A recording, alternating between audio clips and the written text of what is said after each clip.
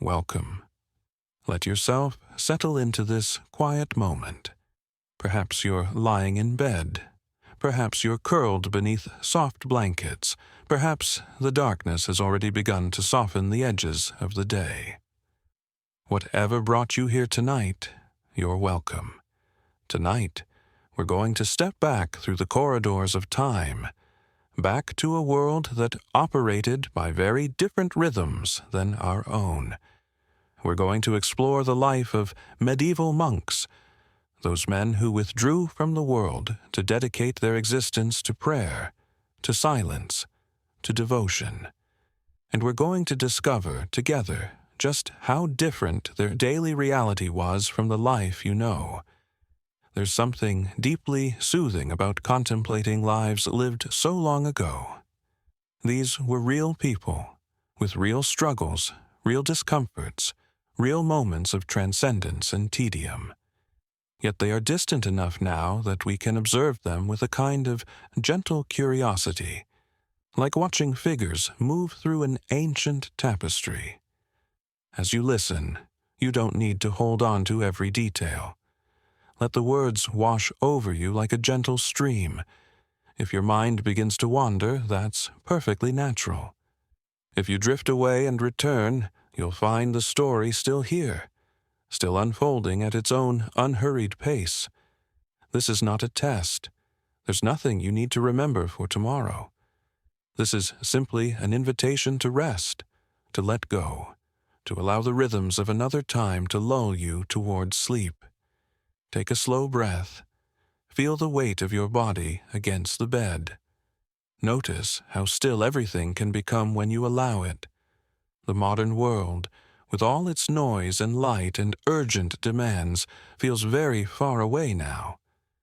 And in this quiet space, we can visit another world entirely, one where time moved differently, where silence was valued above speech, where the hours were marked not by digital displays, but by the ringing of bells through stone corridors. So let's begin. Let's step through the monastery gates together and see what life was really like for those who chose this ancient path. Imagine yourself waking in absolute darkness. Not the darkness of a modern bedroom where streetlights filter through curtains and digital clocks glow softly. No, this is the thick, complete darkness of a medieval monastery in the depths of night.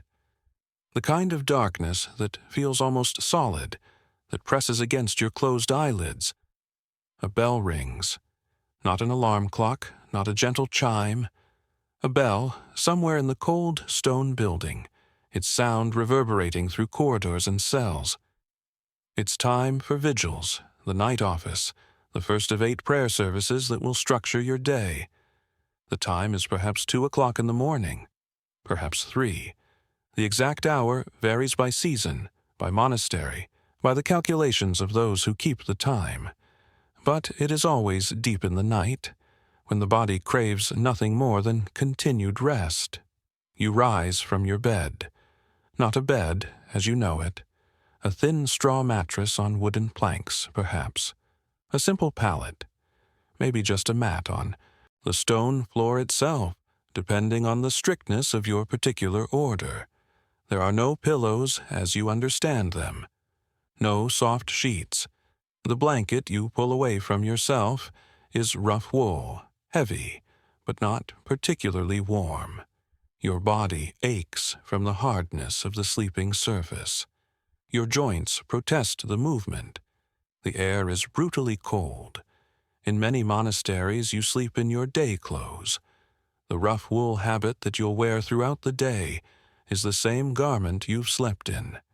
This serves a practical purpose.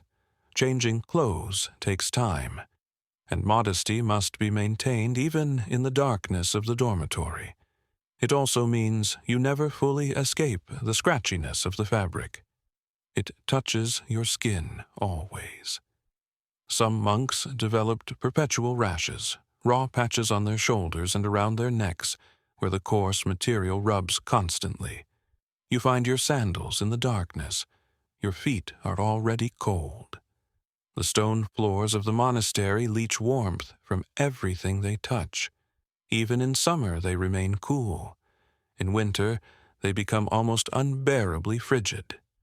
You've wrapped your feet in cloth strips beneath the sandals, but it's never quite enough.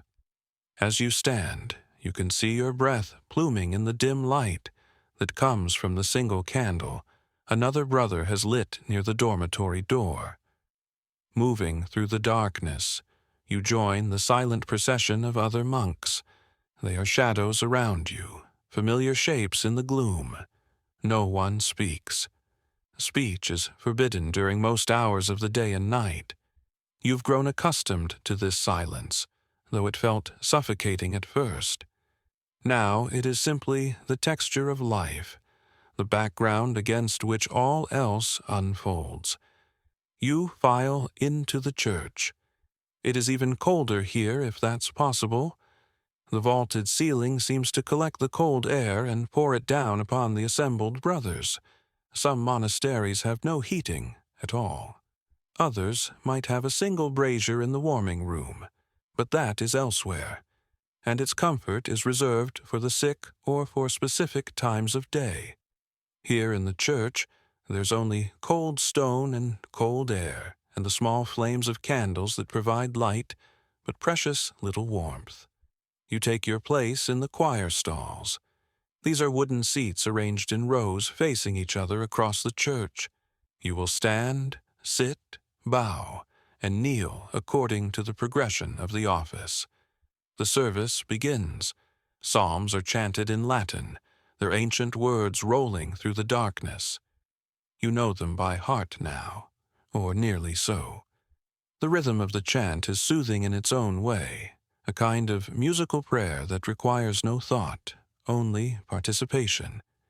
Your voice joins the others, creating a sound that is both unified and impersonal, like the wind moving through trees. Vigils lasts perhaps an hour, perhaps longer. Time in the monastery is not measured as you measure it. It flows according to the liturgy, according to the cycle of prayers. When the office concludes, you do not return to bed. Instead, you remain in the church. Some brothers might rest their heads briefly, dozing upright in the stalls. But sleep is not truly permitted. You are expected to use these dark hours for private prayer, for meditation, for reading, if there is enough light. As you sit in the cold darkness, your body begins that peculiar negotiation between exhaustion and wakefulness. Your mind drifts. You pull it back. It drifts again. The cold keeps you from falling deeply asleep, but it also makes concentration difficult. Everything becomes a test of will, a constant, gentle struggle to remain present, to remain focused on your spiritual duties. Eventually, gray light begins to seep through the narrow windows high above. Dawn is coming, and with it lauds the morning prayer. The bell rings again. The monks reassemble. More psalms, more prayers, the same rhythm repeating. This is the second of your 8 daily offices. The day has barely begun. After lauds comes prime, the prayer of the first hour of daylight. By now, you've been awake for hours in the cold and dark, and you have not yet eaten. Your stomach is empty. Your body craves warmth, food, rest. But these will not come yet. First, there is work to be done. In a Benedictine monastery, the morning hours are devoted to manual labor. This is part of the rule, the set of guidelines established by Saint Benedict that governs monastic life. Prayer and work, ora et labora, these are the twin pillars of your existence. The work varies depending on your assignment. Perhaps you go to the fields, where you will spend hours bent over the soil, planting or weeding or harvesting according to the season. Perhaps you go to the kitchen, where vast pots must be stirred over hot fires, where vegetables must be chopped in endless quantity to feed the community. Perhaps you go to the scriptorium, the writing room, where you will spend the morning hunched over a manuscript, carefully copying text letter by letter. Let's imagine you're assigned to the scriptorium. This is considered an honored task, work that requires skill and produces something of lasting value.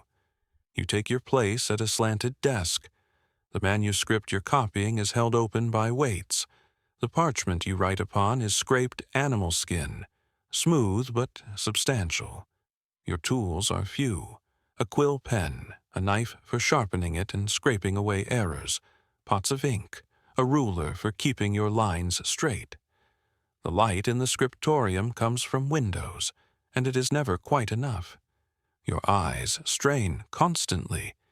You lean close to the page, so close you can smell the faint animal scent of the parchment. Each letter must be formed with care. There is no rushing this work. A single page might take hours. A complete manuscript might take months or even years. Your hand cramps around the quill. Your back aches from the hunched position. Your eyes burn from the strain. But you continue. Silence fills the scriptorium, broken only by the scratch of quills on parchment, the occasional soft footstep, the distant sound of bells marking another hour. If your monastery follows a particularly strict rule, you might not even have a fire in the scriptorium during winter. Your fingers become so cold they can barely hold the pen.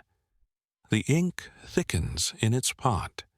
You must breathe on your hands, rub them together between lines, anything to maintain enough dexterity to form the letters.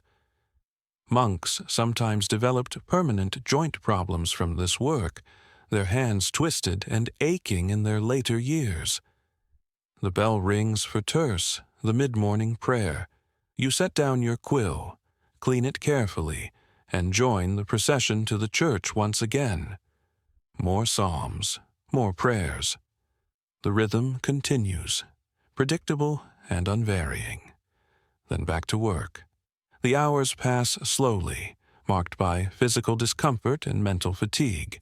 Finally, around midday, the bell rings for sext, and afterward comes the first meal of the day. You have been awake now for perhaps 10 hours. You have prayed multiple times. You have worked. Your body trembles with hunger and exhaustion. You file into the refectory, the dining hall.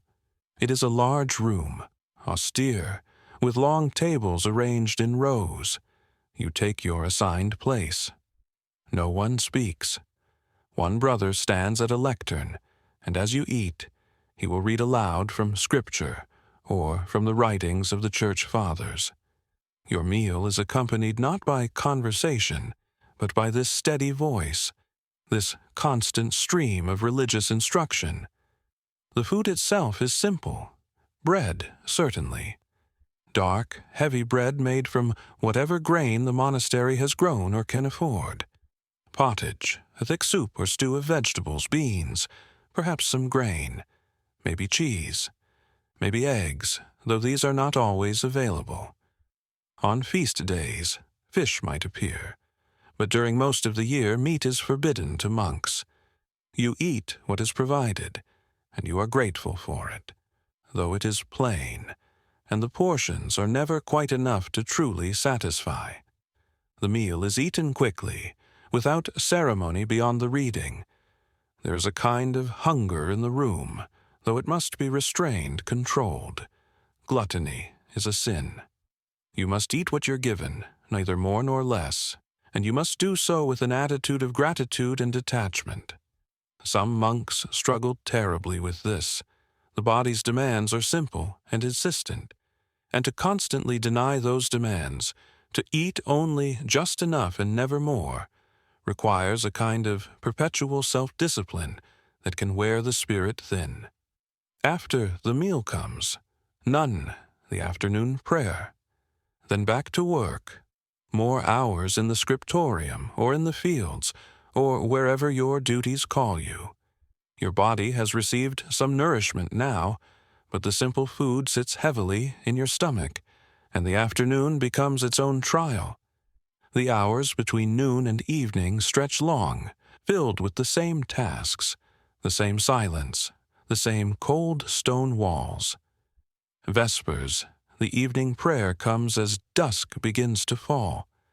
The church fills with brothers. Once again, the light through the windows has taken on that particular quality of ending day, gray and soft and sad. You sing the psalms, and your voice is tired now. Everyone is tired.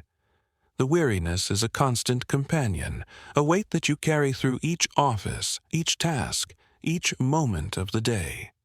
After Vespers comes the second and final meal, though in many monasteries, particularly during penitential seasons like Lent, there is only one meal per day. When there is a second meal, it is lighter than the first. More bread, perhaps some fruit, a bit of cheese, something to quiet the stomach before the long night ahead. Then comes Compline, the last prayer of the day. It is dark now, truly dark. Candles have been lit, but they create only small pools of light in the vast darkness of the church. The prayers of Compline have a quality of ending, of surrender. You commend yourself to God's protection through the night. You acknowledge your sins, your failings, your need for mercy. And when the office concludes, the great silence begins. The great silence is absolute. From Compline until morning, no speech is permitted for any reason except dire emergency. Even the small gestures and signs that monks used to communicate during other silent periods are forbidden now.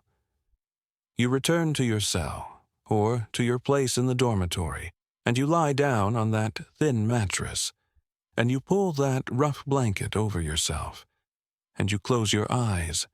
Your body aches. Every part of you is tired. The cold seeps into your bones. You know that in a few short hours the bell will ring again for vigils, and this entire cycle will repeat. Every day the same. Every day the same prayers, the same silence, the same physical discomfort, the same struggle between flesh and spirit. This is the reality of monastic life, not the romantic vision of peaceful contemplation in beautiful cloisters, not serene men in flowing robes, blessed with divine peace, but real human beings, enduring real physical hardship, choosing day after day to submit themselves to this demanding discipline. And yet, there was something in it, something that kept men in these monasteries for decades, for entire lifetimes, something that made this difficult life bearable, even meaningful. Perhaps it was the rhythm itself, the way the hours flowed one into another with such predictability. Perhaps it was the community, the presence of other men engaged in the same struggle. Perhaps it was the moments of genuine transcendence that could come during prayer, when the cold and the hunger and the exhaustion fell away, and something else emerged, something that felt like touching the eternal. Or perhaps it was simply that once you had entered this life, once you had taken your vows, leaving was not really an option. The world outside the monastery walls became increasingly foreign. You lost touch with family, with former friends. You forgot the skills and knowledge necessary for ordinary life. The monastery became your entire world, and whatever hardships it contained, it also provided a kind of certainty, a framework within which to exist. Imagine maintaining this routine not for a day, but for a year, for 10 years, for 50 years. Imagine your body growing older within this cycle, your joints stiffening, your sight dimming, your strength waning, while the demands of the life remain constant. Young monks struggled with desire, with doubt, with the sheer physical challenge of the regime. Old monks struggled with pain, with the difficulty of rising in the night, with the knowledge that they would die within these same walls, having never left, having spent their entire adult lives in this one place, following this one rule. The discipline was total. Your day was not your own. Your body was not your own. Your time, your energy, your attention, all belonged to God as mediated through the rule and through your abbot. You owned nothing. The habit you wore belonged to the monastery. The shoes on your feet could be reassigned at any moment. If you were a skilled scribe and took pride in your work, that pride was itself a sin that must be confessed and expunged. Everything you did was meant to be an offering, not an achievement. Every moment was meant to be lived in humble obedience, not in self-assertion.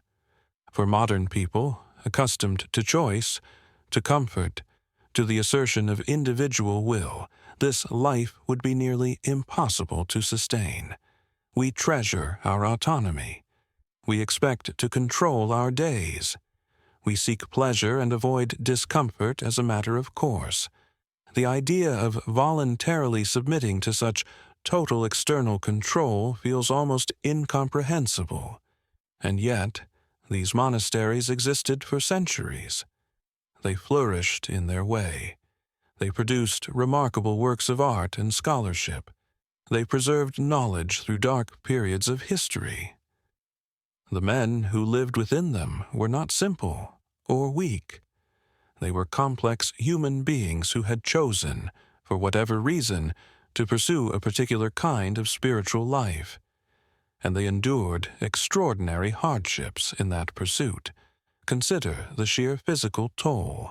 The cold alone was relentless. Medieval monasteries, even well-built ones, offered little protection against winter weather. Stone walls without insulation, high vaulted ceilings, windows that were often just openings in the wall, perhaps covered with oiled parchment but not with glass. The cold infiltrated everything. It made the simple act of existing painful. Your hands and feet were always cold. Your bones ached. The chill settled into your chest, making breathing uncomfortable. Disease was common.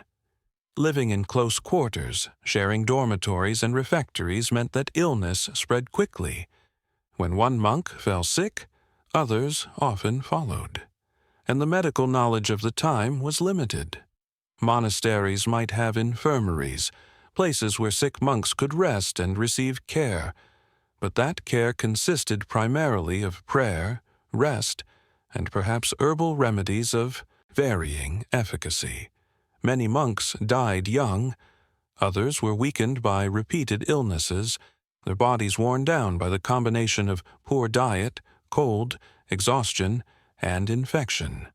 The work itself could be dangerous. Monks who labored in fields might be injured by tools or by falls.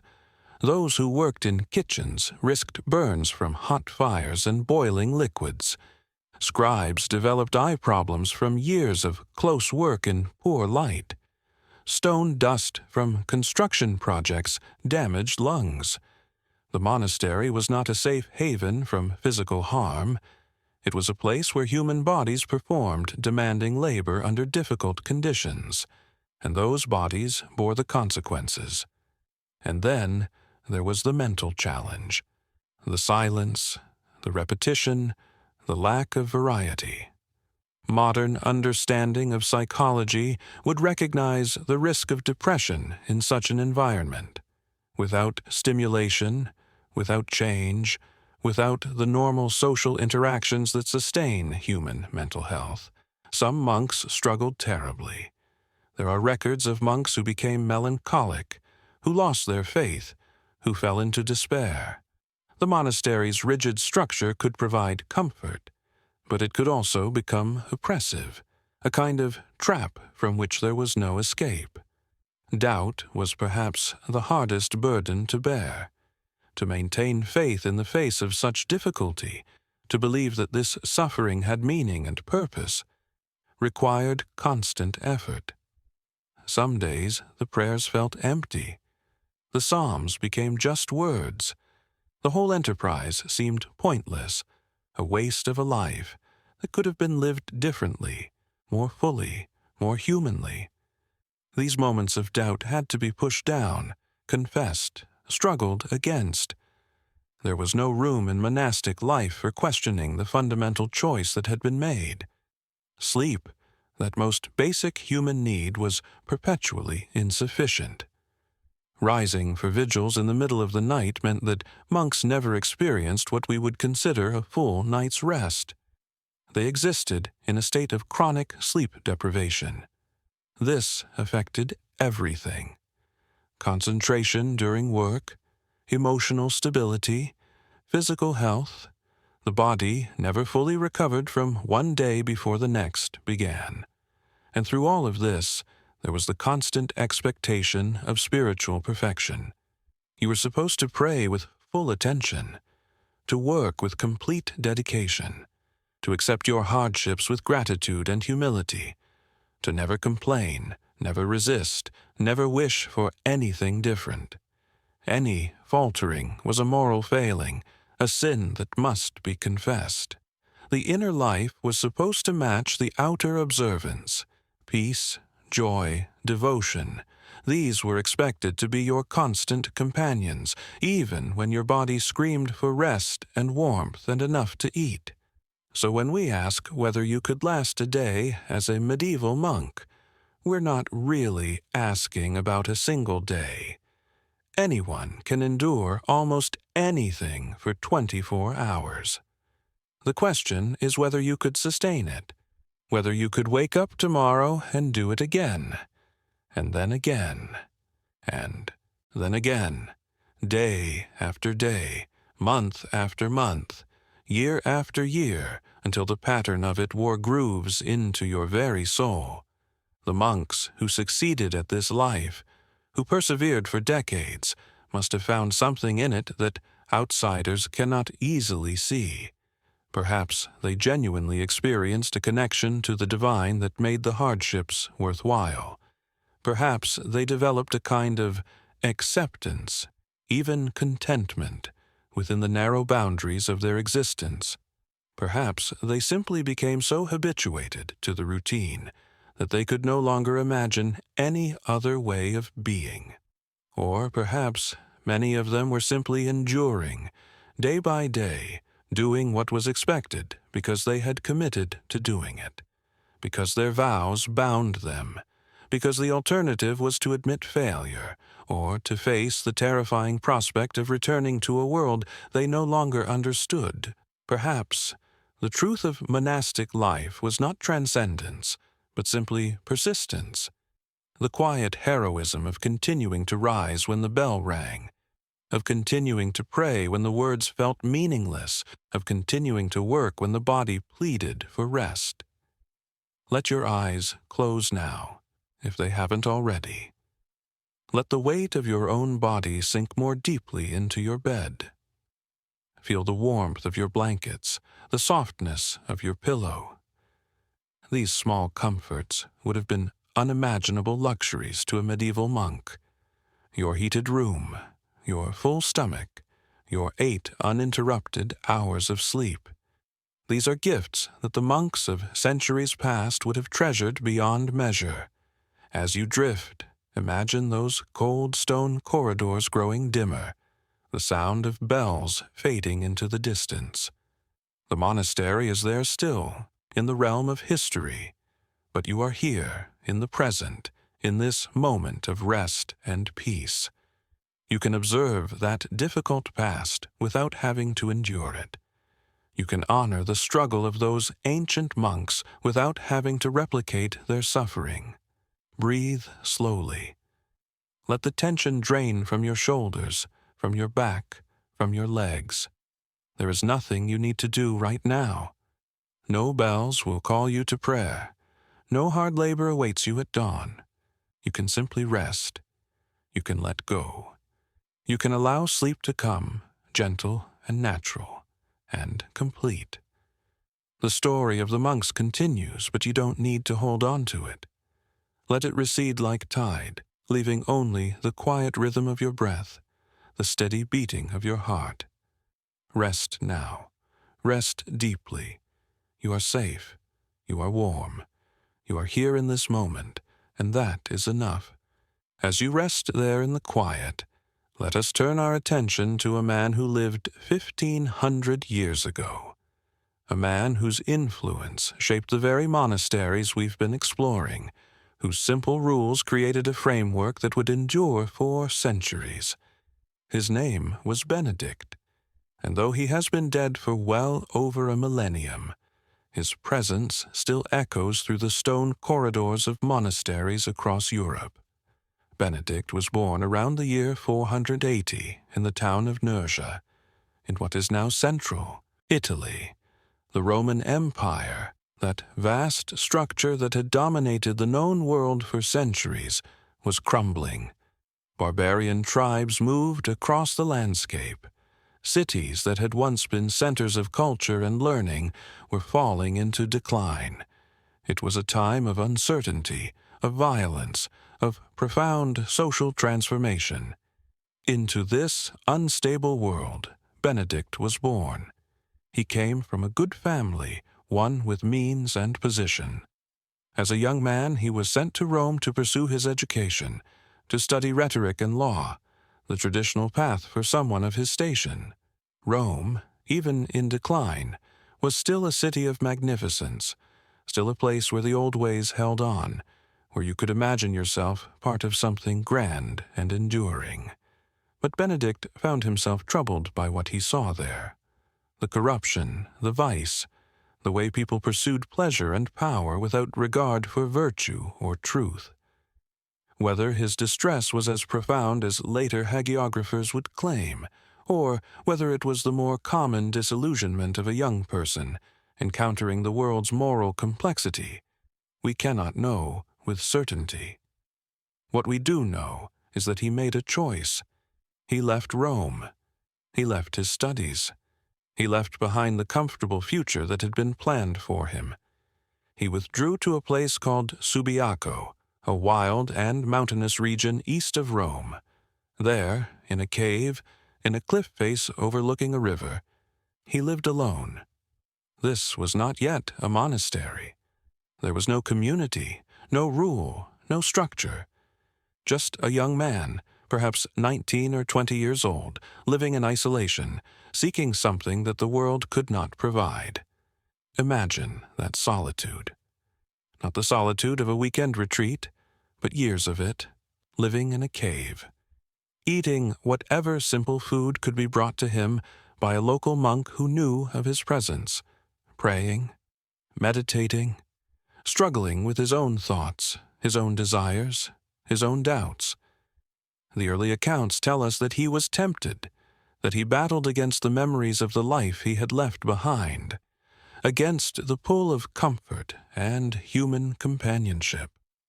One story, probably embellished but psychologically resonant, tells of Benedict being so tormented by thoughts of a woman he had once seen that he threw himself into a thicket of thorns and nettles, using physical pain to drive out mental distraction. Whether this actually happened or whether it's a later invention meant to illustrate his commitment to asceticism, it speaks to the difficulty of his chosen path. To withdraw from the world is not to escape temptation. If anything, solitude intensifies the mind's ability to torment itself. Benedict lived this way for 3 years. 3 years in a cave, with minimal human contact, subsisting on the simplest of foods, occupying himself with prayer and contemplation. It is difficult for us to imagine such an existence. Our lives are filled with stimulation, with distraction, with the constant presence of other people and their demands. To voluntarily embrace such extreme isolation requires either profound conviction or a desperate need to escape something in oneself. But solitude, as Benedict discovered, is not a sustainable end in itself for most people. Slowly, his reputation began to spread. People heard of this young man living as a hermit in the hills. Some were inspired. Some were curious. Monks from a nearby community, hearing of his devotion, asked him to become their abbot, their leader. Benedict, perhaps reluctantly, agreed. It did not go well. The monks of this community were not prepared for the strict discipline that Benedict attempted to impose. They were accustomed to a more relaxed, more comfortable way of life. They resented this young man who tried to make them live according to his rigorous standards. The conflict grew. According to legend, they eventually tried to poison him, putting deadly nightshade into his wine. Whether this is true or merely symbolic of the depth of their rejection, Benedict left. He returned to his cave, to his solitude, but he did not remain alone. Over time, disciples gathered around him, men who genuinely wanted to live a life of devotion, who were willing to accept discipline, who sought what Benedict seemed to offer, a middle way between the extreme isolation of the hermit and the lax, almost secular life of many monastic communities. Benedict began to organize these followers. He established small communities, each with 12 monks and a superior. This was the beginning of something new. Eventually, Benedict moved south to Monte Cassino, a mountain between Rome and Naples.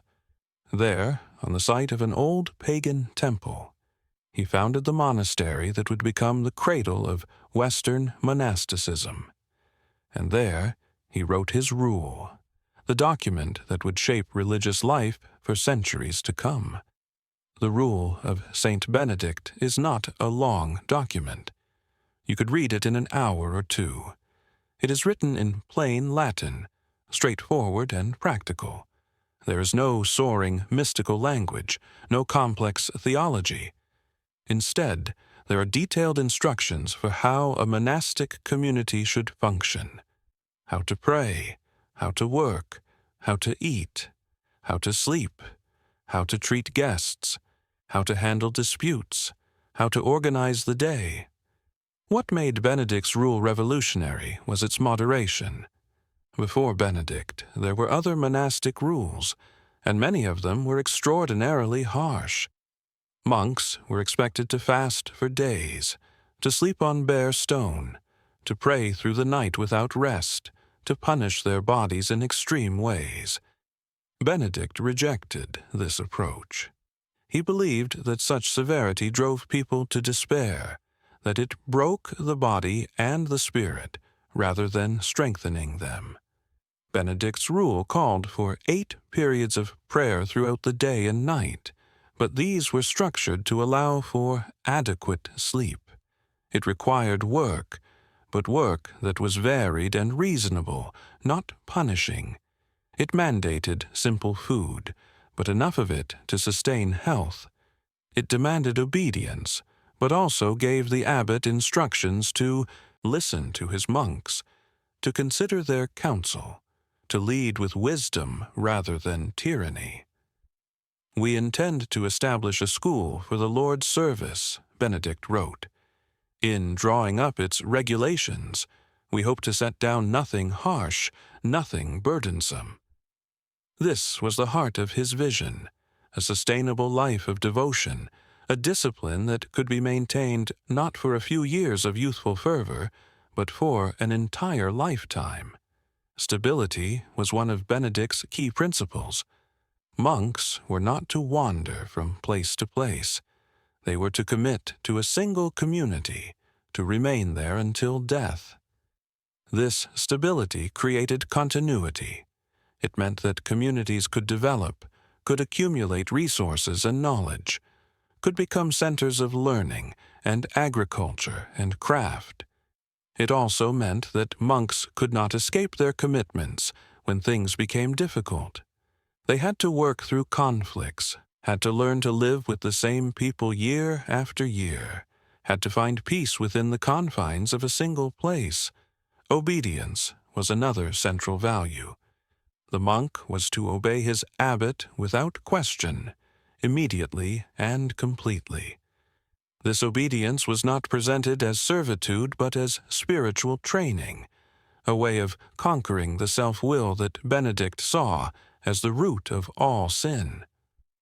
By learning to submit to another's authority, the monk was supposed to learn humility, to break down the ego's constant insistence on its own way. And then there was the balance between prayer and work. Ora et labora. Pray and work. Both were necessary. Prayer alone could lead to spiritual pride or to a kind of passive dreaming. Work alone could become mere busyness, losing its sacred character. But together, they created a rhythm that engaged both body and spirit, that grounded the monk in both the temporal and the eternal. Benedict himself lived according to this rule. He was not a distant legislator imposing requirements on others while exempting himself. He rose with his monks. He prayed with them. He worked alongside them. He ate the same simple food. He slept in the same austere conditions. His authority came not from power, but from example, from the fact that he embodied the life he asked others to live. The stories that survive about Benedict portray a man of wisdom and compassion, but also of firmness. He could be stern with those who violated the rule, or who caused disruption in the community, but he was also capable of great gentleness. One account tells of a young monk who struggled constantly with the desire to leave the monastery. Again and again, he asked Benedict for permission to depart. Again and again, Benedict refused, but did so with patience, with understanding, without anger. Eventually, the young monk's restlessness settled, and he remained. Benedict had a sister, Scholastica, who also dedicated her life to God. She founded a community of religious women not far from Monte Cassino, and the two siblings would meet once a year to talk about spiritual matters. One of the most touching stories about Benedict involves this sister. During their final meeting, Scholastica asked Benedict to stay and continue their conversation through the night. Benedict refused, saying that his rule required him to return to his monastery. Scholastica prayed, and a sudden violent storm arose, making travel impossible. Benedict, recognizing that God had answered his sister's prayer, stayed. 3 days later, Scholastica died. The story, whether factual or embellished, reveals something about Benedict's character. His commitment to the rule was absolute, but he also recognized when divine providence indicated a different path. Benedict died around the year 547, probably in his 60s. He had spent the last years of his life at Monte Cassino, guiding his community, refining his rule, watching his vision take root and spread. He did not live to see how influential his work would become. He could not have imagined that 1,500 years later, his rule would still be followed in monasteries around the world, that his name would be known to millions, that he would be declared the patron saint of Europe. What was it about Benedict's approach that allowed it to endure? Perhaps it was precisely that moderation, that recognition of human limitations. Other, harsher rules produced saints, but they also produced burnout, despair, and abandoned vocations. Benedict's rule produced communities that could sustain themselves across centuries. It was flexible enough to adapt to different times and places while maintaining its core principles. The Benedictine monasteries that spread across Europe in the centuries after Benedict's death became centers of civilization during the early Middle Ages. When literacy was rare, monks preserved it. When agriculture was primitive, monasteries developed better techniques. When craftsmanship was declining, monks maintained and taught skills. When medical knowledge was fragmentary, monastic infirmaries provided what care was available. These contributions were not Benedict's explicit goal, but they flowed from his vision of a balanced life of prayer and work. It's important not to romanticize this too much. Benedictine monasteries were not perfect communities. They struggled with the same human problems as any institution. There were corrupt abbots, lazy monks, internal conflicts, failures of charity. The rule itself had to be modified and interpreted over the centuries to address situations Benedict had not anticipated. But the foundation he laid was sound enough to support the weight of human imperfection. Consider what Benedict offered to the people of his time. The world was chaotic, violent, uncertain. The old Roman order had collapsed. Invaders swept across the land. Disease and famine were common. Life was hard and often short. In this context, the monastery offered something extraordinary: stability, order, purpose, community. It offered a life that had meaning, that was directed toward something beyond mere survival. It offered the possibility that your existence could be part of something larger, something eternal. For the individual monk, the Benedictine life was demanding, as we explored in the previous segment. But it was also, in its way, liberating. You did not have to worry about what to do with your life. The rule told you. You did not have to struggle to make decisions about how to spend your time.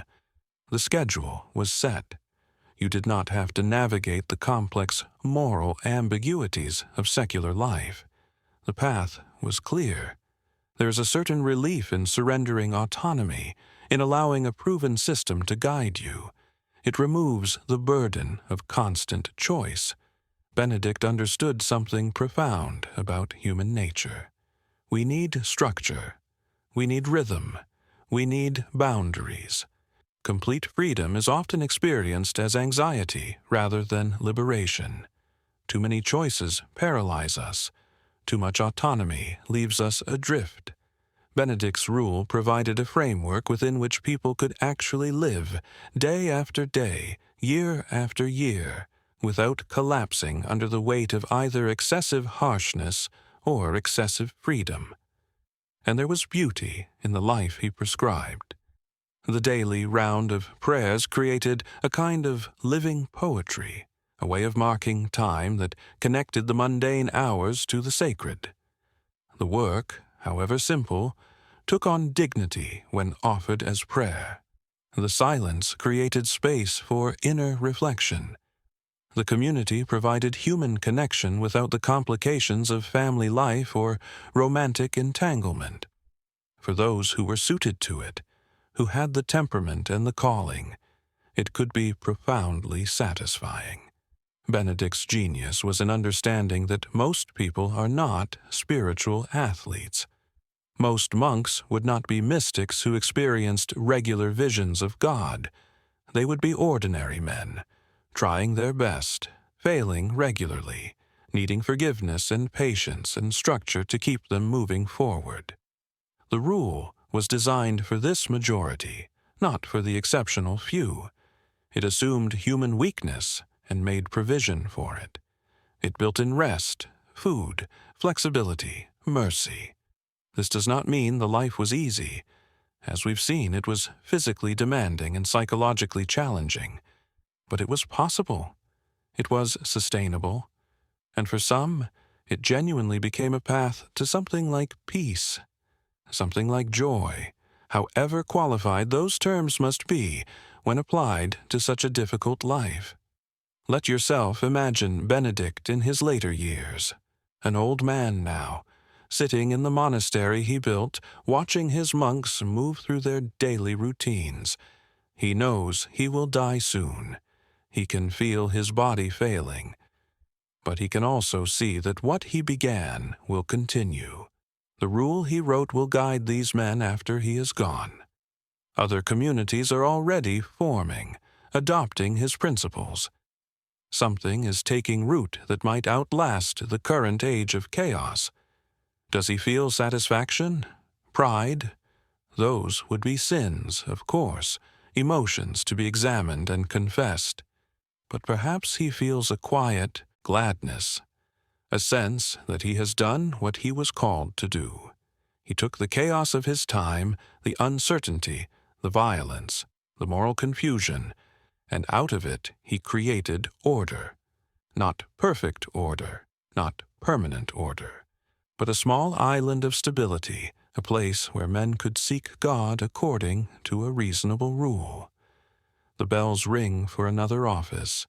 Benedict rises, his joints stiff, his movements slow. He makes his way to the church with the other monks. They sing the Psalms, those ancient words that have been sung for centuries before Benedict, and will be sung for centuries after. His voice joins theirs, no longer strong, but still present, still participating in the great work of prayer that he believed to be the center of human existence. When the office ends, Benedict returns to his cell. He lies down on his simple bed. The stone walls around him are cold, but he has long since stopped noticing. The discomfort of the body has become so familiar, it is almost a kind of comfort in itself, a constant that requires no attention. He closes his eyes. Perhaps he prays. Perhaps he simply rests. The distinction has become blurred over the years. Benedict dies as he lived, within the community he created, according to the rule he wrote. His monks bury him with simple ceremony. There are no elaborate monuments, no grand funeral rites. That would not be appropriate. He was their father in faith, but he was also just another monk, one who lived and died in obedience to the same principles he asked of others. And yet his influence spreads. Copies of the rule are made and distributed. New monasteries adopt it.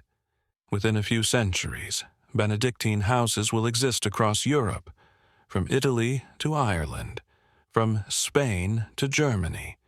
They will weather the collapse of civilizations and the rise of new powers. They will preserve manuscripts that would otherwise be lost. They will teach agriculture and craft and literacy. They will provide hospitality to travelers, care for the sick, offer stability in unstable times. All of this flows from the simple vision of one man who withdrew from the world not to escape it, but to find a better way to live in it. Benedict did not intend to be a reformer or a revolutionary. He simply wanted to establish a school for the Lord's service, a place where ordinary men could pursue an extraordinary goal. He wanted moderation, not extremism, community, not isolation, work balanced with prayer, a life that could be sustained. And in its own quiet way, his achievement was remarkable. He took the religious impulse, that deep human hunger for meaning and transcendence, and gave it a practical form. He built a bridge between the ideal and the real.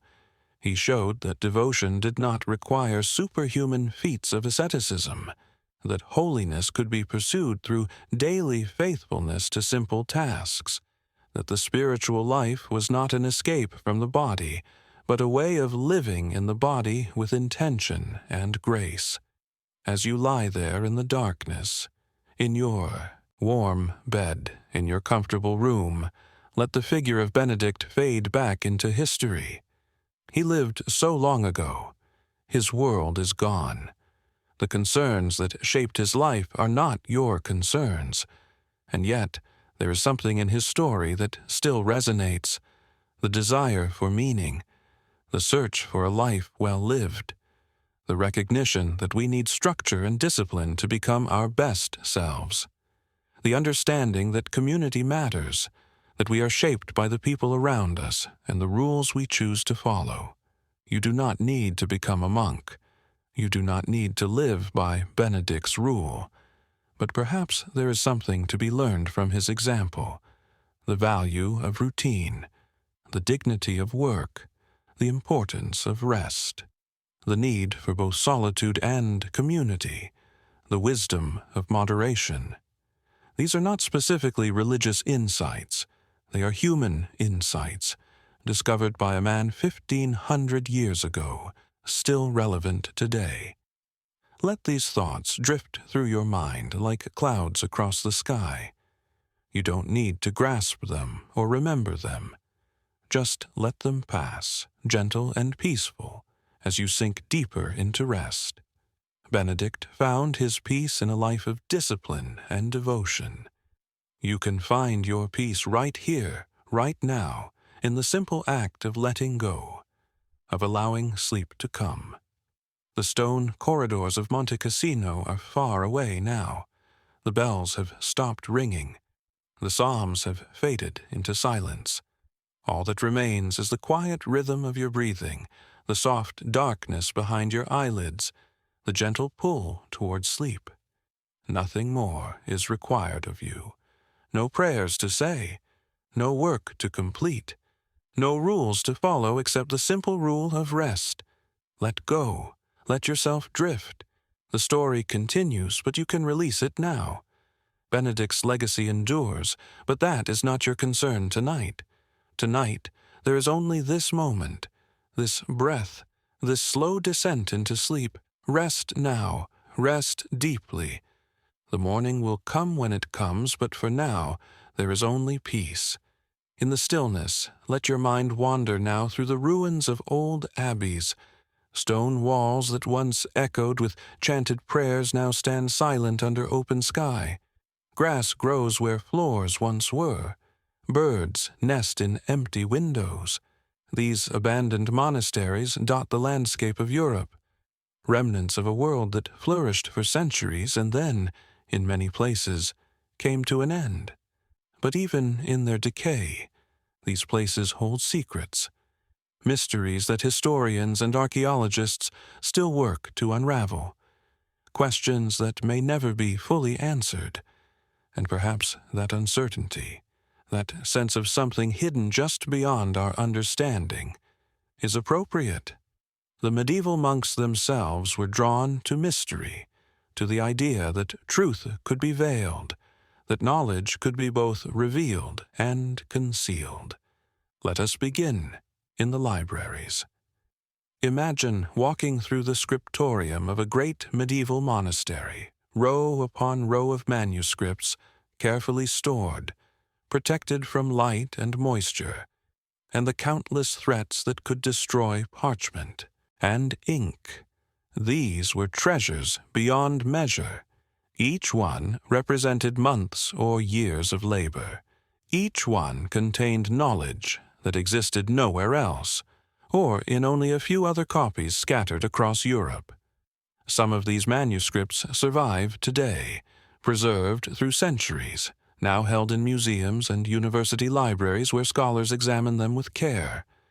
But many, perhaps most, are lost. Fire consumed some. Water damaged others. Neglect allowed them to decay. Deliberate destruction claimed countless more during the periods of religious conflict and social upheaval. We will never know how much has been lost, what texts existed that we have no record of, what knowledge disappeared before anyone thought to preserve it. But occasionally, something resurfaces. A manuscript thought lost is discovered in an unexpected place. A fragment of text turns up in a monastery archive that hasn't been thoroughly examined in centuries. And sometimes, what is found raises more questions than it answers. Consider the phenomenon of palimpsests. Parchment was expensive, made from animal skins that had to be carefully prepared. When a monastery needed parchment and had no money to buy new sheets, monks would sometimes take an existing manuscript, one that seemed less important, and scrape away the text. The parchment could then be reused, written on again with new content. This seemed practical at the time, a simple reuse of valuable material. But those earlier texts, though scraped away, were not always completely erased. Traces remained, invisible to the naked eye but detectable with the right techniques. Modern technology can now reveal these hidden layers. Ultraviolet light, multispectral imaging, X-ray fluorescence. these tools allow scholars to read text that was deliberately removed centuries ago. And what they find is sometimes startling. Lost works of classical authors have been recovered this way: fragments of early Christian texts, unknown commentaries on Scripture. Sometimes the text that was preserved, thought important enough to keep, is less significant than what was erased beneath it. The monks who scraped away those earlier words had no way of knowing that they were destroying something that later generations would desperately wish to recover. Imagine the quiet tragedy of it. A monk in a scriptorium, carefully erasing an ancient text, perhaps something copied from a Roman original, perhaps a work that existed in only 1 or 2 copies in the entire world. He wipes it away without ceremony, without understanding that he is severing a connection to the past. And then he writes over it, a copy of something more common, something that already exists in dozens of other libraries. The irony would be comic if it weren't so sad. But the mysteries of monastic manuscripts go beyond what was lost. Consider what was created, and how, and why. Medieval manuscripts are full of marginalia, images and notes added in the margins of the main text. Some of this marginalia is straightforward: glosses explaining difficult Latin words, cross-references to other passages, corrections of scribal errors. But some of it is deeply strange. In the margins of serious religious texts, beside solemn prayers and theological arguments, monks drew grotesques, bizarre hybrid creatures, part human and part animal, knights fighting snails, rabbits hunting humans, obscene images that seem wildly inappropriate for a religious context, faces with tongues sticking out, acrobatic figures in impossible poses, scenes of violence or absurdity that have no clear connection to the text they accompany. Why? Scholars have offered many theories. Perhaps these were simply doodles, the idle creations of bored scribes, letting their minds wander during long hours of copying. Perhaps they were visual jokes, shared among the monks who would see the manuscripts. Perhaps they had symbolic meanings that we've lost, references to stories or ideas that were common knowledge then, but are forgotten now. Perhaps they were expressions of the subconscious, the wild, imaginative freedom that emerged in the margins when the center was controlled by strict religious orthodoxy. Or perhaps they were something else entirely. Some have suggested that the grotesques were deliberately subversive, small rebellions against the rigid discipline of monastic life. Others think they were meant to teach, to provide visual examples of sin or foolishness or spiritual danger. Still others believe they were protective, warding off evil through their very strangeness, the way gargoyles on cathedral walls were thought to frighten away demons. The truth is, we don't know, and the monks who drew these images left no explanations. They are mysteries preserved in the margins, invitations to interpretation that may never be satisfactorily resolved. Then there are the manuscripts themselves that seem to defy understanding. The most famous of these is the Voynich manuscript, though its connection to monasteries is uncertain.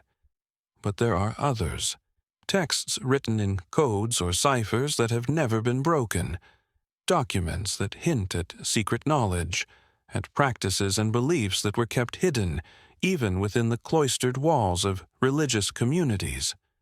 Medieval monks were deeply interested in codes and ciphers.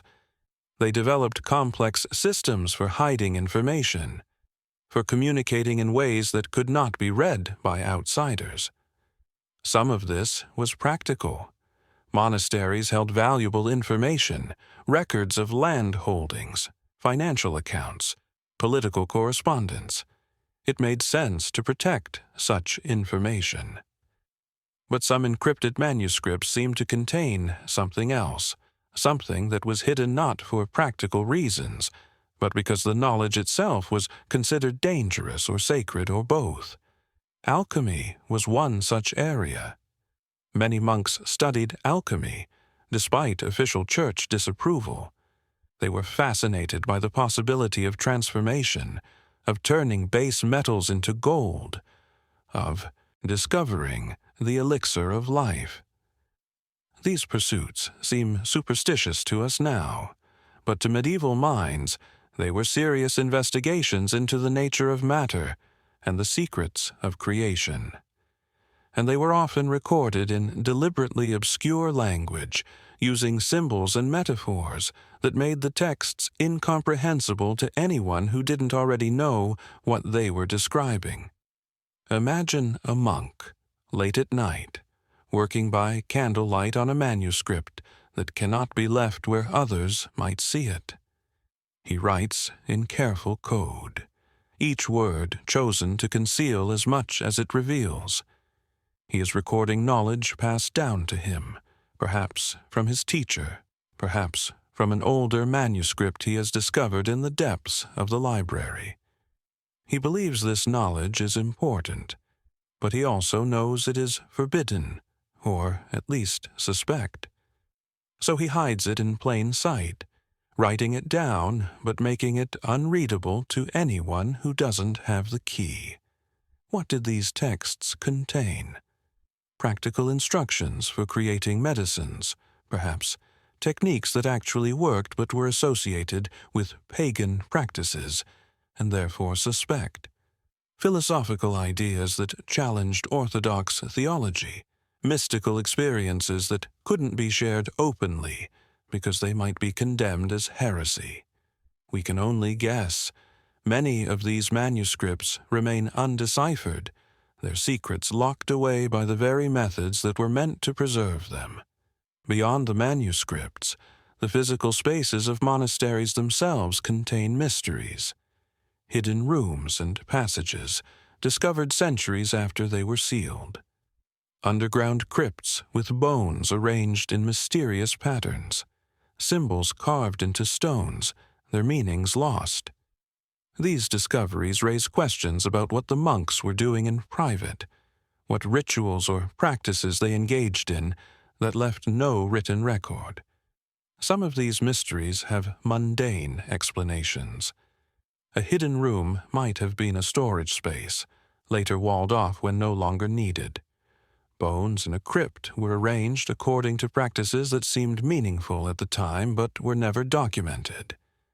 Symbols on stones were masons' marks or decorative elements with no deep significance. But some remain puzzling, suggesting that monasteries were more complex than their official histories suggest.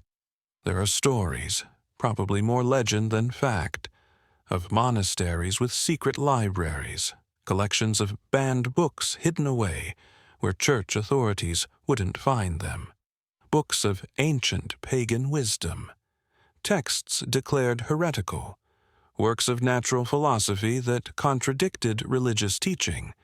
The monks who maintained these collections would have been taking enormous risks. Discovery could mean punishment, even execution. But the story persists that some monasteries preserved dangerous knowledge, keeping it safe through centuries of censorship and suppression. Whether this is true or simply a romantic fantasy is difficult to say. Certainly, monasteries preserved classical texts that might otherwise have been lost. They copied works by pagan authors, Greek and Roman philosophers and poets, whose ideas predated Christianity. This preservation was officially sanctioned, considered acceptable, because these classical works could be studied for their literary and historical value. But perhaps, in some places, monks went further, keeping texts that were not officially acceptable, believing that all knowledge was worth preserving, even if current orthodoxy condemned it. Then there are the mysteries of daily life, the small details that were never written down because they seemed too obvious, too mundane to record. How exactly did monks communicate during periods of silence? We know they used a system of signs, gestures that conveyed basic meanings, but the specifics of this sign language were rarely documented. It was transmitted orally, or rather silently, from older monks to newer ones. As monasteries closed and communities dispersed, this knowledge was lost. We can reconstruct some of it from surviving manuals, but much remains unknown. What did monks do during their free time, the rare hours when they were not at prayer or work? Did they have hobbies, interests, small personal pleasures that they pursued within the constraints of the rule? Some records suggest that monks developed elaborate garden plots, growing flowers or unusual plants for the simple joy of it. Others apparently collected interesting stones or created small carvings. These glimpses are fragmentary, mentioned only in passing, never fully described. We sense that there was an inner life, a personal dimension to monastic existence, but we cannot see it clearly. Consider the question of friendship. The rule emphasized community, but it was also wary of particular attachments. Monks were not supposed to form close personal bonds that might compete with their devotion to God or their loyalty to the community as a whole. But human nature being what it is, surely some monks became close friends, developing relationships that sustained them through the hardships of their life. Yet, these friendships left almost no trace in the historical record. Personal feelings were not considered appropriate subjects for documentation, so we are left to imagine what emotional connections existed within the austere framework of monastic discipline. The archaeology of monasteries sometimes reveals unexpected findings.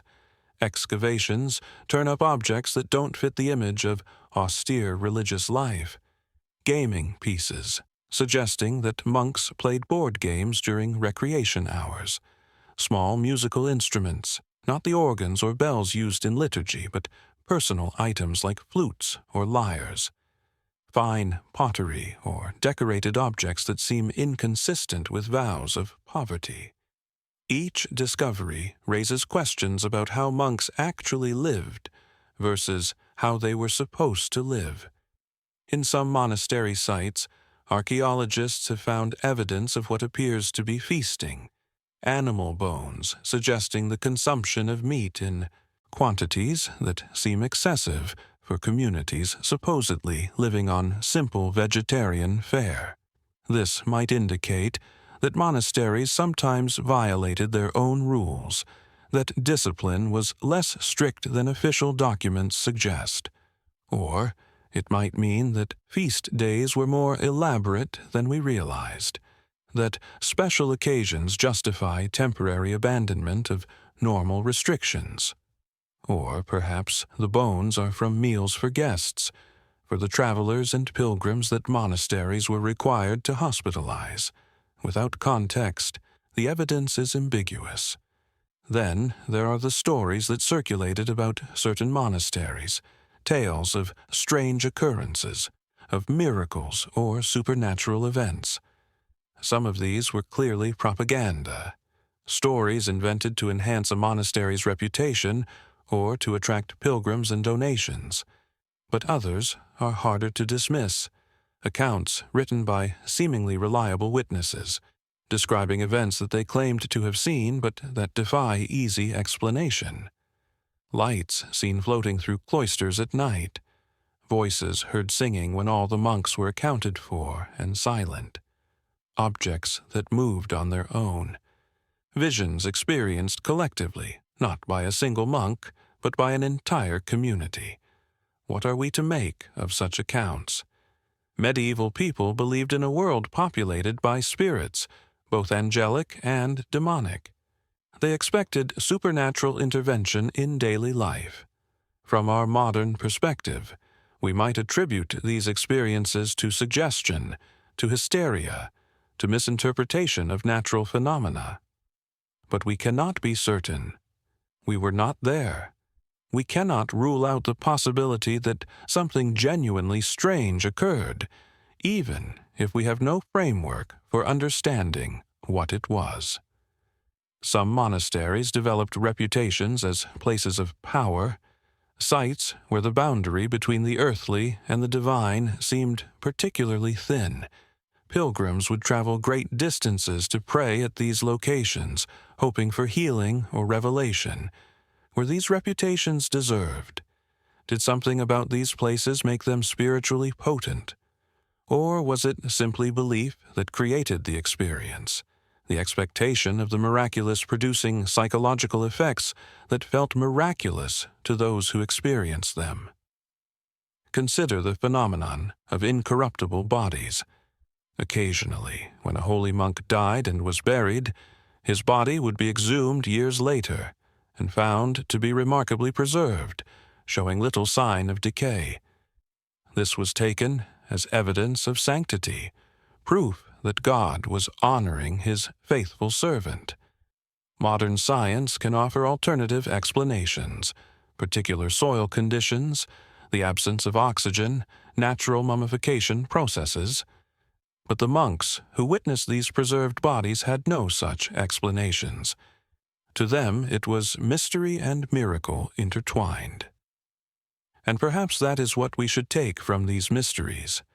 Not definitive answers, but an appreciation for how much remains unknown, how much of the past is veiled from us. We can examine manuscripts and excavate ruins. We can apply modern technology to reveal hidden texts. We can analyze artifacts and construct theories, but we cannot fully recover what has been lost. We cannot enter the minds of medieval monks and experience the world as they experienced it.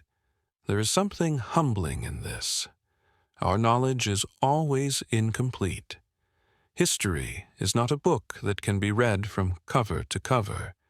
It is more like a fragmentary text, a palimpsest where earlier layers are partly visible but never fully clear. We see glimpses, hints, suggestions of meaning, but the full picture eludes us. Imagine standing in the ruins of a medieval monastery at twilight. The stone walls glow in the fading light. Shadows lengthen across what was once the cloister. You can see where the church stood, where the dormitories housed sleeping monks, where the refectory echoed with the sound of meals eaten in silence. But you cannot hear those echoes now. The voices are gone. The rhythms that structured life here for centuries have ceased. What remains is stone and silence and the whisper of wind through empty spaces. And yet, there is beauty in this ruin, in this incompleteness. It invites imagination. It leaves room for wonder. We can stand here and think about the lives that unfolded within these walls, the prayers offered, the work completed, the struggles endured. We can honor that past without fully understanding it. We can acknowledge the mystery without needing to solve it. Let this sense of mystery wash over you now, like a gentle tide. You don't need to grasp at answers. You don't need to understand everything. Some things are meant to remain partially hidden, suggestions rather than declarations, questions rather than conclusions. And that is enough. That is even, perhaps, as it should be. The manuscripts lie in their libraries, some decoded, some still secret. The ruins stand in fields and forests, slowly returning to the earth. The stories persist, carried forward through generations, changing with each telling, their original meanings gradually fading. All of this is natural, the way of things. Nothing lasts forever in its original form. Everything changes, decays, transforms into something else. But something does endure. Not the specific details, perhaps, but the echo of significance, the sense that these places and these lives mattered, that the monks who spent their existence in prayer and work were engaged in something meaningful, even if we cannot fully articulate what that meaning was. Their devotion, their discipline, their willingness to live according to principles larger than personal comfort. These qualities transcend time even as the specific contexts fade. Rest in this uncertainty. Let your thoughts drift like morning mist through the corridors of ruined abbeys. There's no test coming, no answers you need to provide. Only the quiet contemplation of what was and what remains and what has been irretrievably lost. The mystery is gentle. It asks nothing of you. It simply exists, patient and enduring, waiting for whoever comes to wonder at it. Your breathing has slowed. Your body has grown heavier. The ruins are very far away now, fading into the distance of history and dream. The manuscripts close. The secrets retreat into their coated pages. The stones settle more deeply into the earth. And you, here in this moment, release your hold on all of it. Let it go. Let it recede into the gentle darkness behind your eyes. Nothing needs to be solved tonight. No mysteries need unraveling. The past can rest, and so can you. The monks had their concerns, their questions, their hidden knowledge. But those belong to them, to their time. Your time is now, and now is for rest. Deep, peaceful, untroubled rest. The story continues, but you can step away from it. You can let the centuries unfold without your attention. You can sink into the simple present moment, this breath, this heartbeat, this slow descent into sleep. The mysteries remain mysteries. The secrets remain secret. And that is perfectly fine. Everything is as it should be. Sleep now. Let go of questions. Let go of curiosity. Let go of the need to understand. There's only this quiet moment, this warm darkness, this gentle letting go. Rest. Rest deeply. The mysteries will be there tomorrow if you wish to return to them. But for now, for this night, they release you. You release them. There is only peace. As you rest there in the stillness, let us turn our attention now to a different kind of monastic life. We have explored the hardships of ordinary monks, the cold stone floors and insufficient meals, the endless cycle of prayer and work. We have followed Benedict's vision of moderation and discipline. We have pondered the mysteries hidden in manuscripts and ruins. But there is another story to tell, one of contrast, one that reveals the complexity and contradiction that existed within the medieval church. Not all who took religious vows lived in poverty and discomfort. Not all who dedicated themselves to God's service spent their days in silent labor and simple devotion. The church was also an institution of power, of wealth, of political influence. And those who rose to its highest positions often lived very differently from the monks in their cold dormitories. Consider an abbot of a wealthy monastery, not the humble father of a small community, living by the same rule as his monks, but the head of a great abbey, one with extensive land holdings, numerous dependent priories, political connections that reached to kings and popes. Such an abbot was not merely a spiritual leader. He was a lord, a politician, an administrator of a complex economic enterprise. His day began differently from that of his monks. While they rose in the cold darkness for vigils, he might sleep longer, his private chambers warmed by a brazier that burned through the night. When he did rise, servants attended him, helping him dress in robes that were finer than the rough wool habits worn by ordinary monks. His clothing was still black, still nominally humble, but the fabric was of better quality, the cut more elegant, the overall effect one of dignity and status rather than mere functionality. He attended the offices, certainly. His presence at prayers was expected, a visible demonstration of his commitment to the spiritual life that was supposed to be the monastery's center. But his participation was different. He sat in a special stall elevated above the others, a physical manifestation of his authority, and he could come and go more freely than the monks, his administrative duties providing legitimate reason to miss services when necessary. After the morning offices, while the monks went to their work assignments, the abbot often retired to his private apartments. These were not the simple cells where ordinary monks slept. They were suites of rooms, furnished with relative comfort. A bed with a proper mattress and adequate blankets, a desk where he could conduct his correspondence and review accounts, chairs, perhaps even cushioned, tapestries on the walls to provide both decoration and insulation against the cold, windows with glass, not just shutters or oiled parchment. His breakfast, taken in private, was more substantial than what the monks received in the refectory. Fresh bread, certainly, perhaps eggs, cheese of better quality, ale or wine. The portions were generous, the variety greater. This was justified, of course. He needed his strength for the demanding work of administration. He often hosted important visitors who expected proper hospitality. His status as abbot required that he maintain a certain standard, that he not appear poor or weak in the eyes of the world.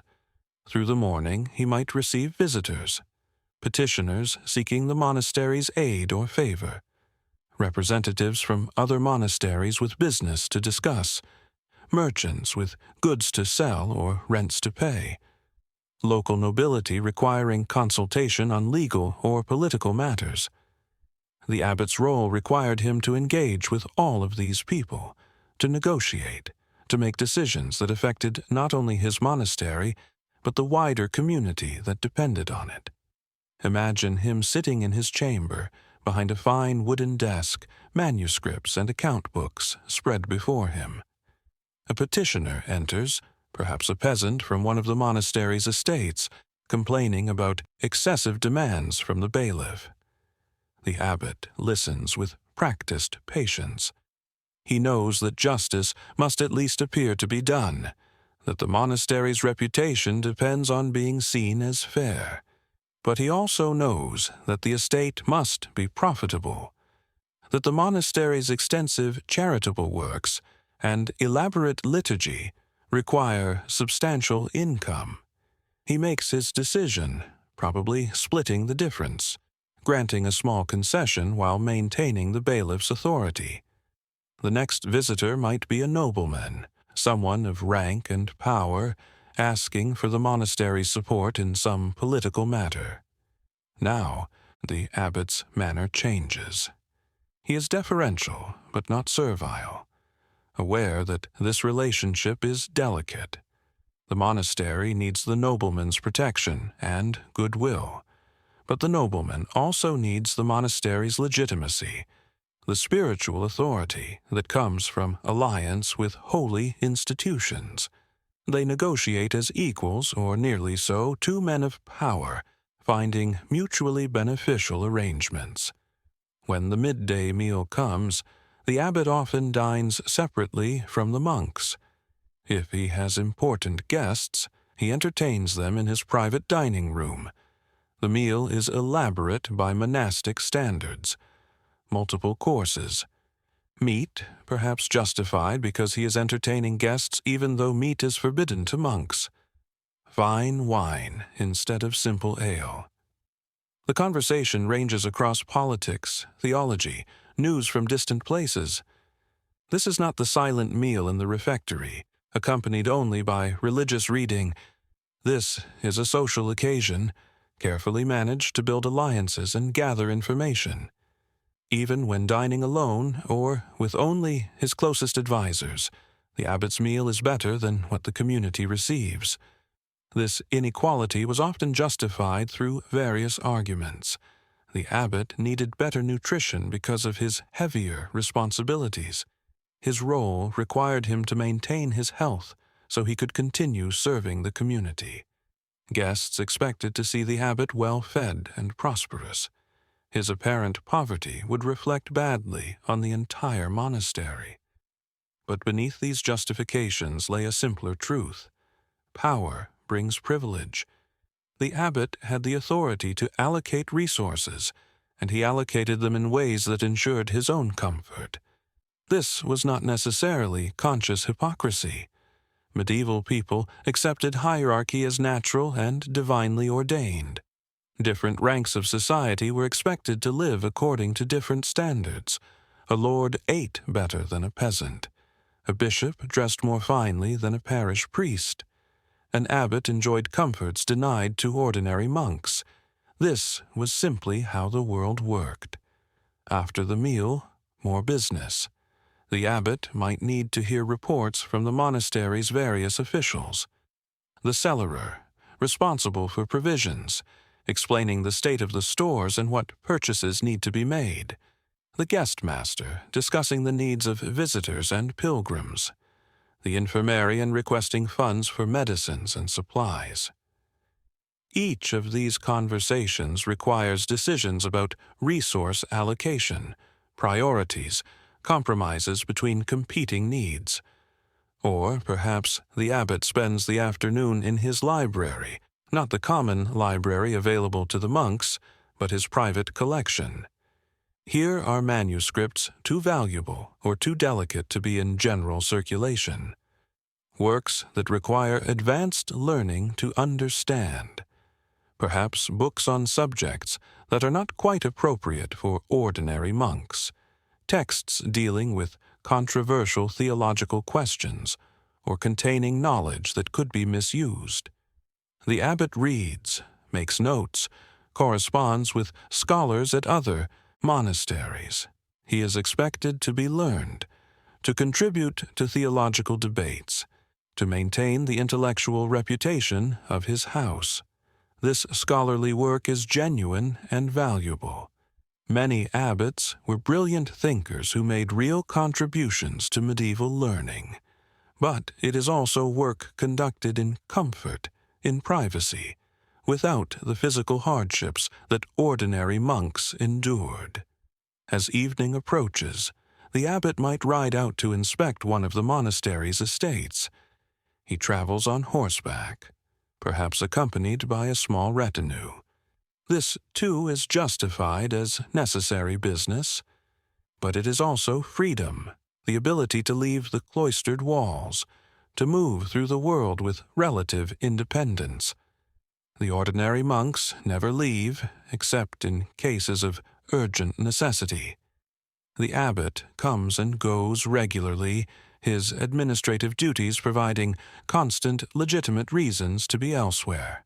When he returns for Vespers, he again takes his place in the church, leading the community in prayer. His voice rises with the others in chant. For this hour, the distinctions between him and his monks seem to fade. They are all engaged in the same sacred work, all offering praise to God. But when the office ends, the separation resumes. The monks go to their simple supper in the refectory.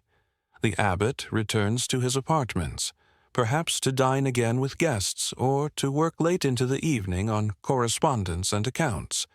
Even his evening is different.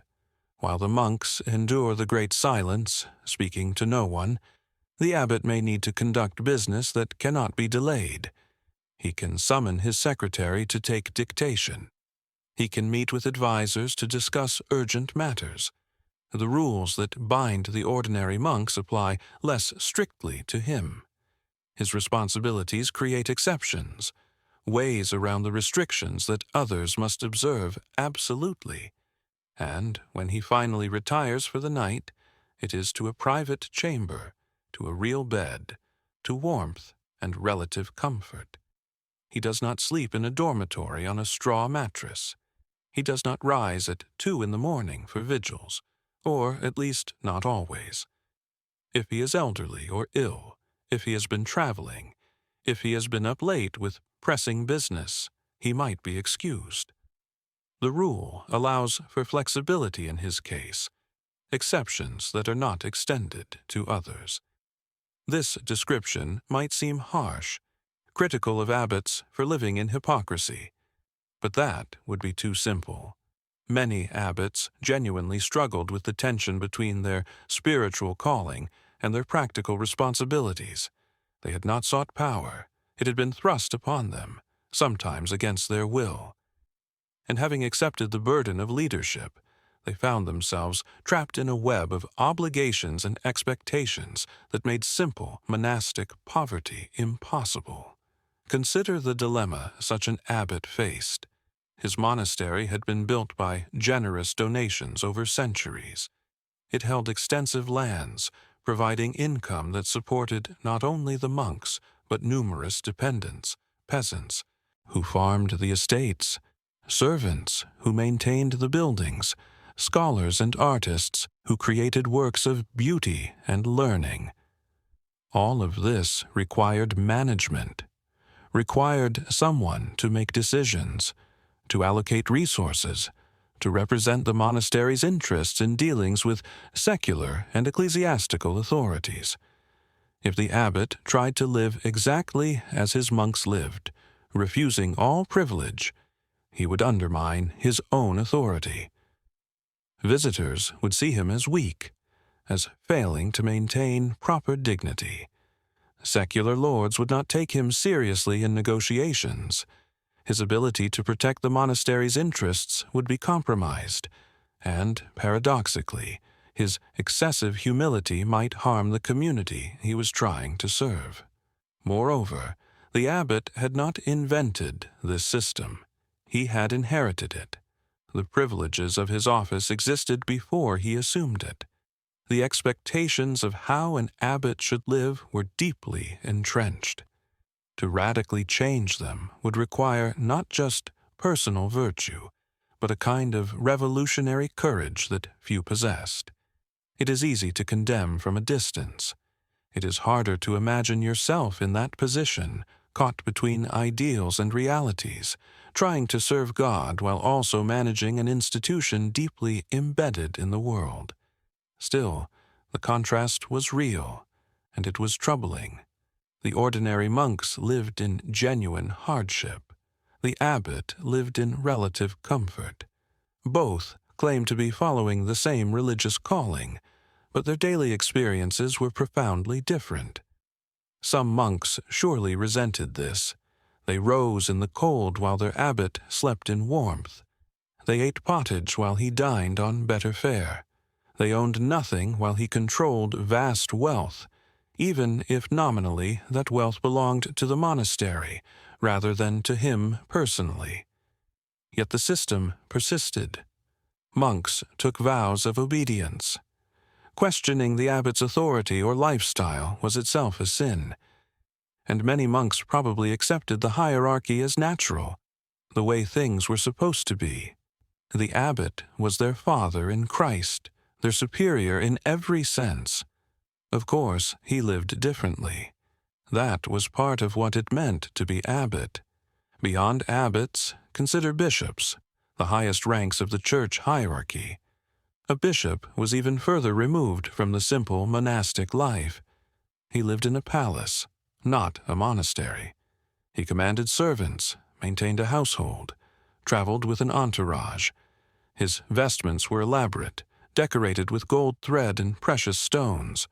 His ring marked his office. His staff symbolized his authority. A bishop's day involved endless administrative and political activity. He ordained priests, consecrated churches, settled disputes, managed diocesan finances, corresponded with other bishops and with Rome, attended councils, advised secular rulers. He was simultaneously a religious leader and a political figure, someone who moved in the highest circles of medieval society. His meals were feasts. His clothing was fine. His accommodations were luxurious by medieval standards. He traveled frequently, staying in the best houses, receiving hospitality that befitted his rank. When he visited monasteries in his diocese, he was entertained lavishly, the monks straining their resources to provide the level of hospitality expected. And yet, many bishops were genuinely devout. They took their spiritual responsibilities seriously. They preached, they prayed, they worked to reform abuses in the church. They defended the poor against exploitation by secular lords. The fact that they lived in comfort did not necessarily mean they were hypocrites.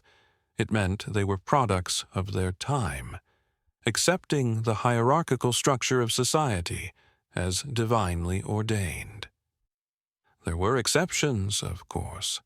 Some bishops and abbots did try to live more simply, to close the gap between their lifestyle and that of ordinary monks or priests.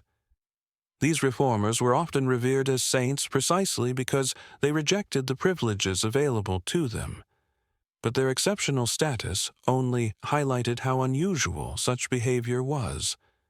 The norm was for high church officials to live according to their rank, enjoying the wealth and power that came with their positions. The contrast extended beyond individual lifestyle to institutional practices. Wealthy monasteries built elaborate churches decorated with stunning art, filled with the sound of beautiful music. They justified this expenditure as honoring God, creating sacred spaces worthy of divine worship. And there is truth in that justification. The soaring architecture of medieval churches, the intricate carvings, the glowing stained glass, these were genuine expressions of faith and devotion, gifts offered to God with sincere hearts. But they were also displays of wealth and power. They announced to everyone who saw them that this monastery was rich, influential, important. They attracted pilgrims, whose donations further enriched the monastery. They impressed secular lords and made them more likely to grant additional lands and privileges. The spiritual and the political were inextricably intertwined. Imagine standing in one of these great monastic churches at the height of medieval civilization. The vaulted ceiling rises far overhead, creating a sense of vast space. Light streams through stained glass windows, casting colored patterns on the stone floor. The altar is adorned with gold vessels, with embroidered cloths, with candles in elaborate holders. The air is thick with incense. The choir chants, their voices trained and beautiful, creating harmonies that seem to lift the spirit toward heaven. This is magnificent. It is moving. It genuinely does inspire devotion.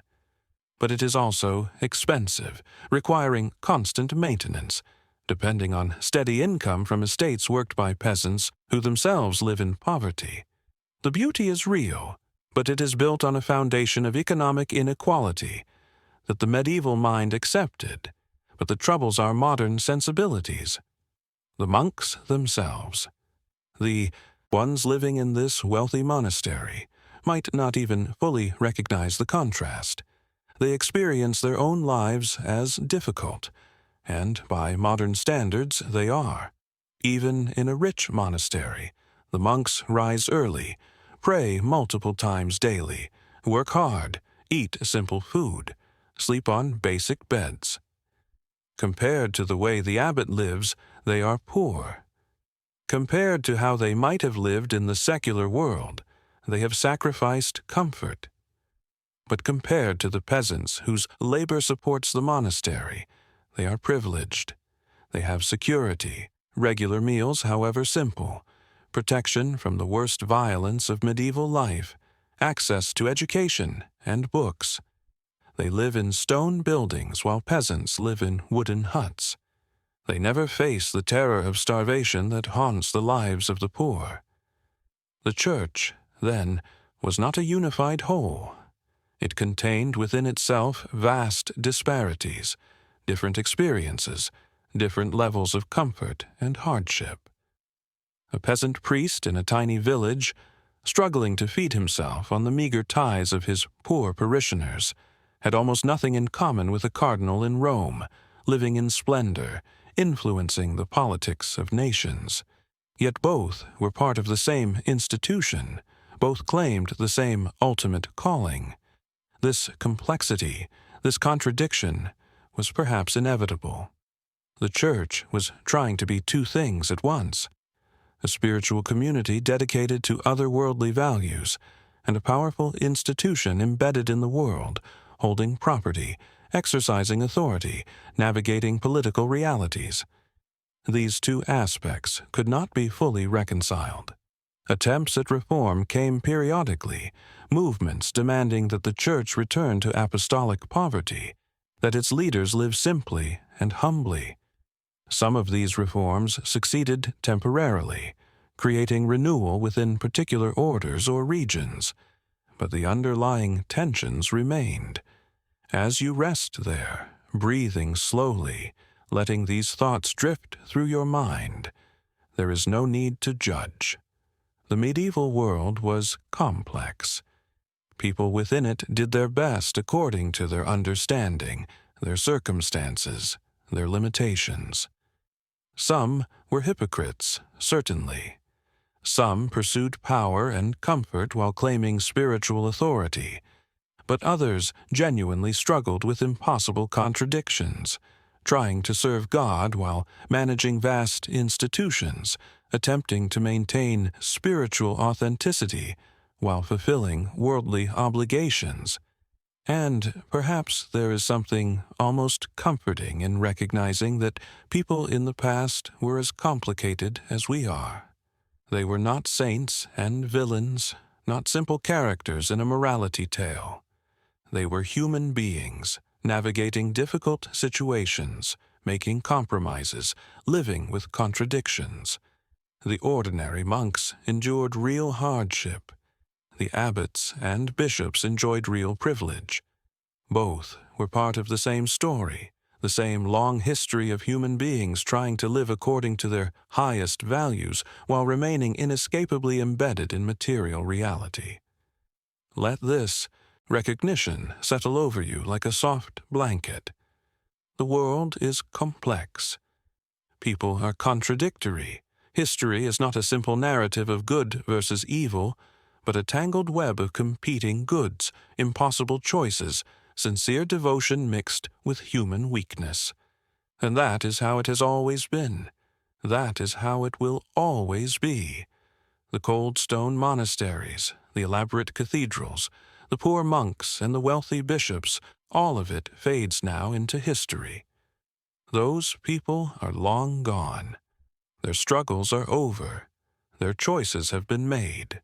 We can observe them with compassion, with understanding that does not require approval or condemnation. They were human. They did what they could with what they had.